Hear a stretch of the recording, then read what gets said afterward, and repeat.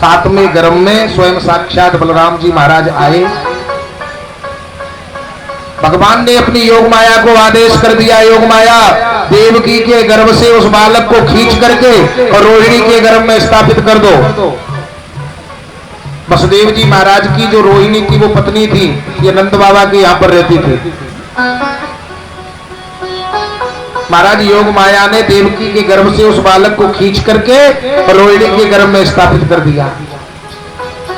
देवकी मैया ने राजा कंस के लिए खबर भिजवा दी, मेरा जो सातवां बालक है वो महाराज स्खलित हो चुका है, क्षीण हो चुका है। अब तो देवकी मैया के गर्भ में आठवां बालक था। राजा कंस को ये बात मालूम पड़ गई है। राजा कंस ने पहरेदारों को आदेश कर दिया है, देवकी और वसुदेव का पहरा बहुत बड़ा कर दो। धीरे धीरे धीरे धीरे वो समय नजदीक आया, धीरे धीरे आया भादव का महीना, कृष्ण पक्ष, अष्टमी तिथि। ठीक रात्रि के 12 बजे महाराज आज अखिल ब्रह्मांड के नायक परमपिता परमात्मा ने देवकी और वसुदेव की काल कोठरी में अवतार धारण कर लिया है। अत सर्व गुणोपेता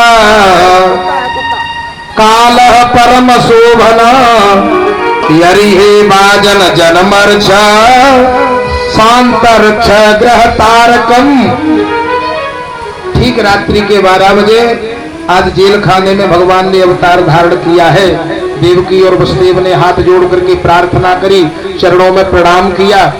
आज भगवान नारायण ने बता दिया है, ए वसुदेव जी मैं यहाँ पर बालक बनने जा रहा हूँ, आपका बेटा बनकर के आया हूँ। आप एक काम कर देना, गोकुल गांव में एक नंद बाबा रहते हैं, उनके यहाँ पर एक पुत्री का जन्म हुआ है। उस पुत्री को आप रात ही रात में ले आना और मुझे वहां गोकुल गांव में छोड़ जाना। फिर उसके बाद में जितना भी चरित्र होगा वो सब हम देख लेंगे। इतना कहकर के और महाराज ये जो भगवान नारायण थे ये बालक बन गए।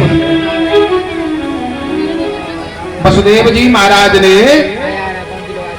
विचार किया, हाथों में हथकड़ी है, पेड़ों में बेड़ियां हैं, जेल खाने के ताले लगे हुए हैं, इतना बड़ा पहरा है, जाएंगे तो जाएंगे कैसे। आज भगवान की कृपा से वसुदेव जी महाराज के हथकड़ी और बेटियां महाराज टूट करके धरती पर गिर पड़ी और जो ताले थे जेल खाने के वो महाराज धरती पर टूट करके गिर गए। पहरेदार गहरी नींद में सो गए हैं। उस जेल खाने में एक सूप रखा हुआ था, उसमें भगवान श्याम सुंदर को लिटाया है। रात में ही मथुरा से महाराज गोकुल की तरफ प्रवेश कर दिया है। बोलिए गोविंद भगवान की। महाराज जमुना जी को पार करते हुए रात ही रात में वसुदेव जी नंद बाबा के यहाँ पर पहुंचे। नंद बाबा के घर के दरवाजे खुले हुए थे। महाराज भीतर घुसे, यशोदा मैया सो रही थी। यशोदा मैया के बिल्कुल पास में एक बालिका सो रही थी।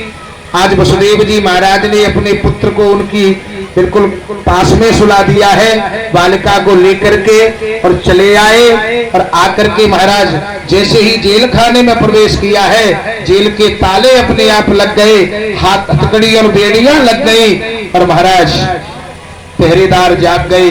जैसे ही ये कन्या रोने लगी, दौड़ करके राजा कंस के पास पहुंचे। देवकी के गर्भ से 8वें बालक का जन्म हुआ है। महाराज रात्रि में ही राजा कंस हाथ में नंगी तलवार लेकर के दौड़ता हुआ आया और आकर के देवकी मैया के हाथ में से उस बिटिया को छीन लिया। देवकी मैया ने आज राजा कंस के पैरों को पकड़ लिया, रो करके कहा, भैया तुमने मेरे 6 पुत्रों को मार दिया, मैंने कुछ नहीं कहा, लेकिन भैया ये पुत्र नहीं है, ये पुत्री है, ये तुम्हारा कुछ नहीं बिगाड़ सकती, इसलिए हम तुमसे हाथ जोड़ करके प्रार्थना करती हैं, अरे कम से कम मेरी बिटिया को तो छोड़ दो। राजा कंस ने कहा, बहन तुम नहीं जानती, अरे देवताओं की भाषा बड़ी विचित्र है। मुझे तो ये लगता है कि महाराज इस बेटी के साथ में जो भी विवाह करेगा वो ही मेरा काल होगा। और इतना कहकर के महाराज देवकी के सामने ही महाराज इस राजा कंस ने और उसके पैर को पकड़ लिया है और पकड़ करके घुमाया और घुमा करके जैसे ही पत्थर की शिला में पटकना चाहता था महाराज ये कन्या इसके हाथ से छूट गई और जाकर के आकाश मार्ग में अष्टभुजी दुर्गा का रूप धारण कर लिया है। बोलिए दुर्गा मैया की जय हो। और इस भद्रकाली ने कहा कि मया हतया मंद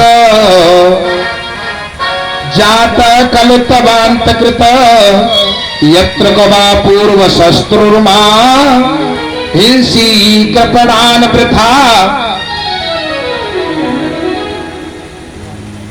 इस योग माया ने कहा ये राजा कंस तू मुझे क्या मारना चाहता है?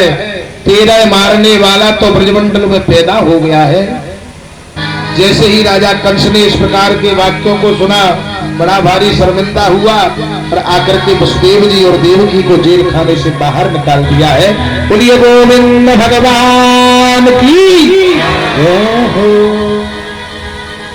अब तो चलो राजा नंद के यहाँ पर गोकुल गांव में है जहाँ पर भगवान